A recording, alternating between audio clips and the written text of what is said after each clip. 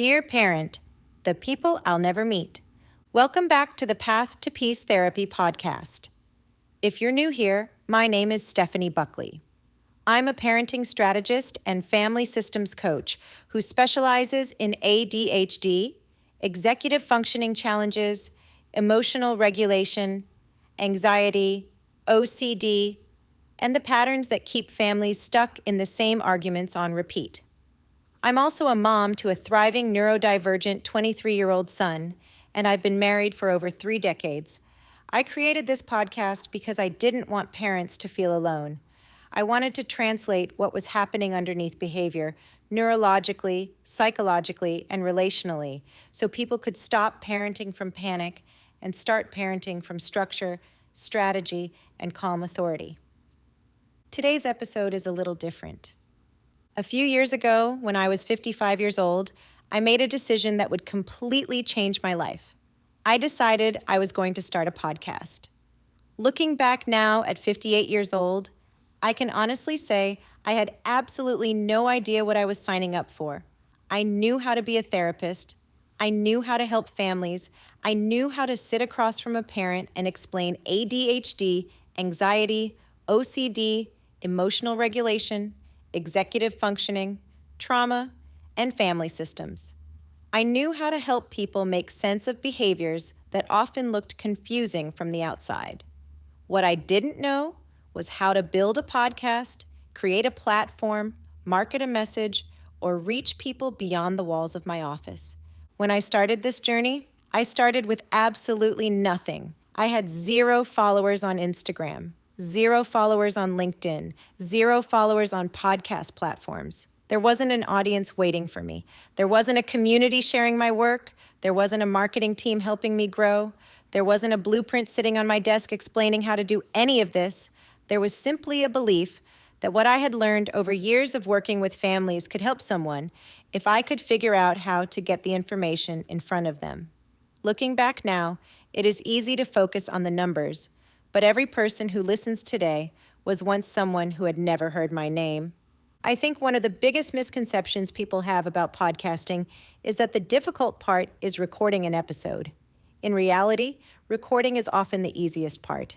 The real work happens before the microphone is turned on and long after the recording ends. The real work is becoming a beginner again. The real work is sitting in front of a computer and learning skills you never expected to learn. The real work is deciding that discomfort is not a reason to quit. At 55 years old, I wasn't trying to become a content creator. I was trying to become a better messenger. I wasn't interested in building a brand for the sake of building a brand. I was interested in helping people. I wanted to reach the parent lying awake at midnight, wondering if they were failing their child. I wanted to reach the adult who had spent decades believing they were lazy when the real issue was undiagnosed ADHD. I wanted to reach the spouse trying desperately to understand their partner. I wanted to reach the family stuck in the same painful argument for the 100th time. I had to teach myself how to use Canva, not because I wanted to become a graphic designer, but because every episode needed an image, and every image needed to communicate something meaningful before anyone ever pressed play.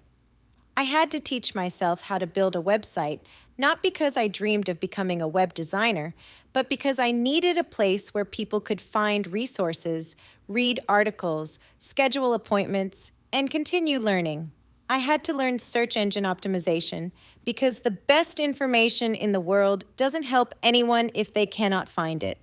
I had to learn domains, hosting platforms, website design, website copy, landing pages, scheduling integrations, newsletters, email marketing, analytics, branding, podcast distribution, audio platforms, RSS feeds, image formatting, mobile optimization, content strategy, and audience development.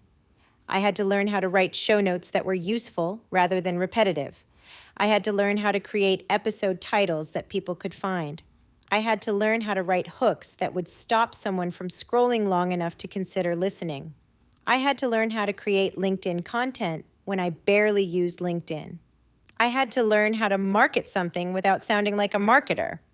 I had to learn how to create social media content that sounded like me instead of sounding like everyone else. Most importantly, I had to learn how to take decades of clinical knowledge and translate it into something listener-friendly. It is one thing to understand family systems.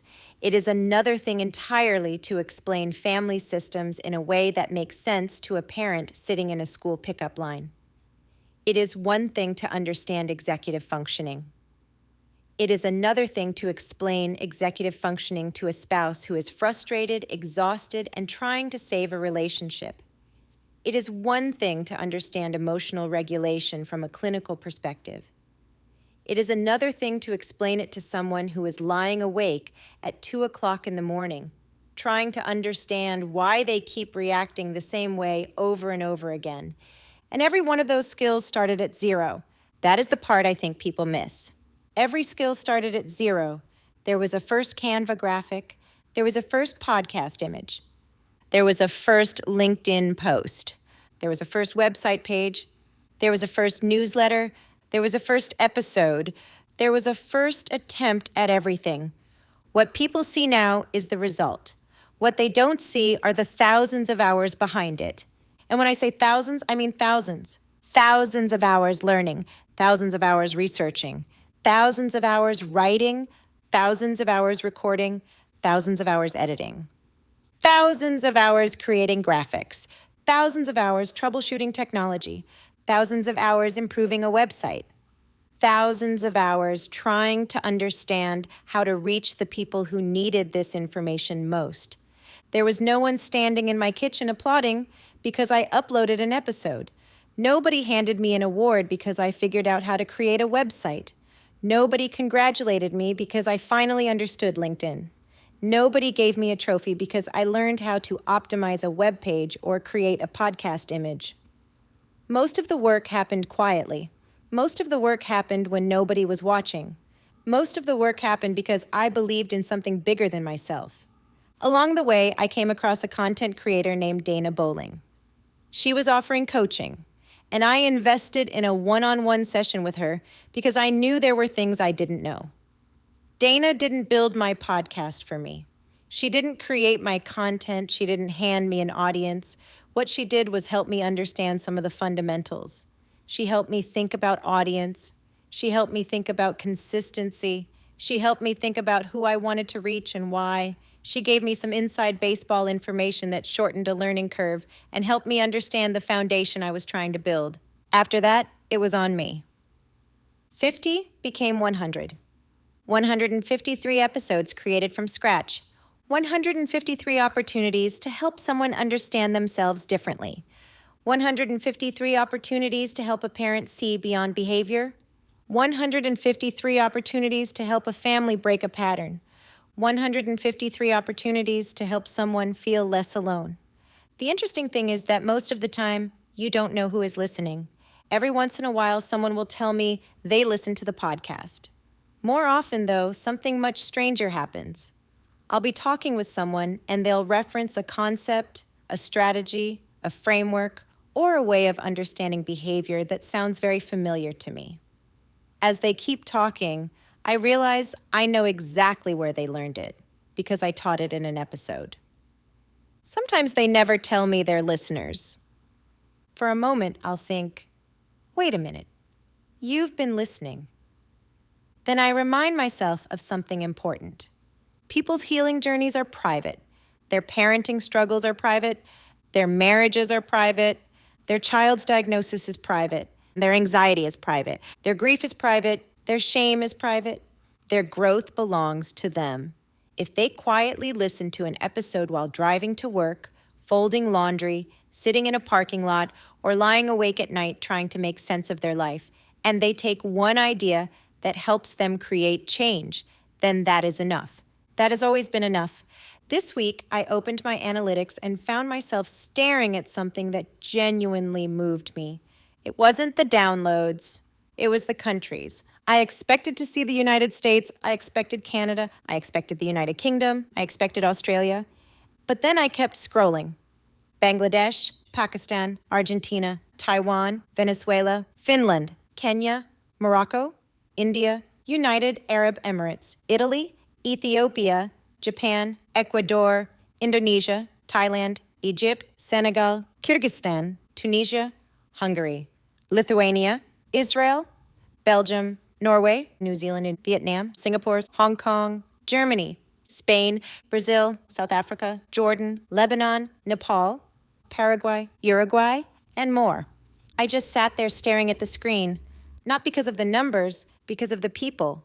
A parent in Bangladesh trying to understand ADHD, a family in Kenya trying to help a child regulate big emotions, a couple in Singapore trying to communicate differently, a young adult in Argentina trying to understand anxiety, a therapist in Canada looking for a new way to explain executive functioning, different countries, different cultures, different languages, different stories, yet so many of the same questions. How do I help my child? How do I help myself? Why does this keep happening? What am I missing? How do I create change? The longer I do this work, the more convinced I become that while our circumstances may differ, our humanity is remarkably similar. We all want understanding. We all want connection. We all want hope. We all want to believe that the pattern can change, that the relationship can heal, that the child can be understood, and that peace is possible. This podcast was never really about building a podcast. It was about building a bridge between confusion and clarity, a bridge between shame and understanding, a bridge between panic and strategy, a bridge between isolation and connection, a bridge between what I know and what someone somewhere in the world might need to hear. And when I looked at those countries, I realized something. Every late night mattered. Every LinkedIn post mattered. Every recording session mattered. Every show note mattered.